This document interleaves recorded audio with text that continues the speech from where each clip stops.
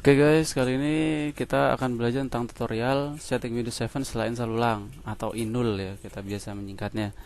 Nah, yang pertama, kalau pertama kali kita install kan tampilannya putih polos seperti ini ya. Jadi belum ada apa-apanya, aplikasinya belum lengkap, driver antivirus juga belum ada. Nah, yang pertama yang harus kita lakukan adalah desktop icon harus kita atur di sini, kita lengkapi. Yang pertama view, yang kedua adalah small icon, jadi kecil. Tampilannya kita kecilin. Yang kedua ada di personalize, ada di desktop icon. Terus untuk komputer dan network kita cawang, yang lainnya nggak usah, kita oke. Kalau kita close hasilnya akan seperti ini, jadi lebih menarik. Nah, untuk desktop icon sudah. Yang kedua adalah tentang taskbar. Nah, taskbar itu ada di sini ya. Jadi taskbarnya kalau besar-besar ini kurang menarik juga. Jadi biasakan kalau saya diklik kanan unpin, diklik kanan unpin, diklik kanan unpin. Kalau ini sudah unpin.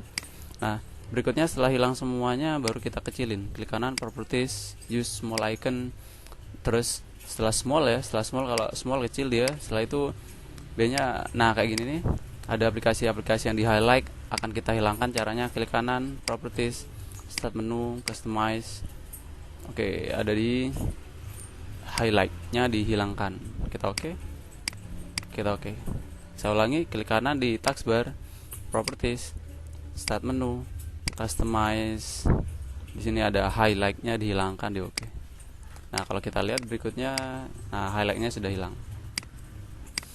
Yang berikutnya adalah tentang kontrol panel. Nah, ini kebetulan saya dapatnya waktu itu ketika di game school ya, tentang penginstalan smart billing. Jadi masuk aja coba ke kontrol panel, atau bisa dengan bendera R, control. Nah, yang pertama adalah user account and family safety. Jadi keamanannya kita kurangin ya. Notify itu kayak pertanyaan-pertanyaan gitu ya, kita never, kita matikan. Kalau sudah di oke, yes. Nah, di back aja, di back lagi aja. Nah, tadi kan di sini. Nah, yang kedua dari kontrol panelnya adalah system and security. Action centernya. Nah, action centernya di sini kita matikan untuk Windows Update. Nah, di sini ada Windows Update, change setting, never. Nah, ini dihilangkan. Nah, kenapa Windows Update ini dimatikan? Kebanyakan dari kita memang untuk Indonesia memang masih menggunakan software yang bajakan. Jadi ketika sudah connect sama internet terus update secara otomatis, dia akan terbaca sebagai bajakan. Nah, di sini 3 hari. Oke. Nah, yang kedua, yang berikutnya tentang kontrol panel adalah action center sudah dimatikan, Windows Firewall. Nah, ini hubungannya sama connect sama sharing nanti ya, atau antar jaringan. Biasanya saya mematikan sih, turn off. Biasanya saya kalau di warnet dimatikan. Oke, itu aja. Nah, desktop icon sudah, taskbar sudah, kontrol panel sudah. Yang keempat adalah my document. Nah, sering sekali kita menyimpan data-data di dokumen ya. Misalkan saya menyimpan data di sini, rahasia. Nah, tanpa kita sadari, dokumen yang ada di sini itu tersimpan di drive C. Nah, masalahnya adalah ketika komputer kita kena virus atau rusak, pasti kita install ulang. Dan data yang ada di my dokumen atau dokumen akan hilang semua. Nah, itu biasanya kalau saya biasanya kita siapkan satu folder ya, di D atau di E. Satu folder namanya my dokumen, terus kita pindah yang ada di dokumen sini, yang di C ke D sini. Caranya klik lokal di C, ada di user. Nah, ini kebetulan namanya via ya. Klik aja my dokumennya, klik kanan properties. Nanti di sini ada location. Kalian move.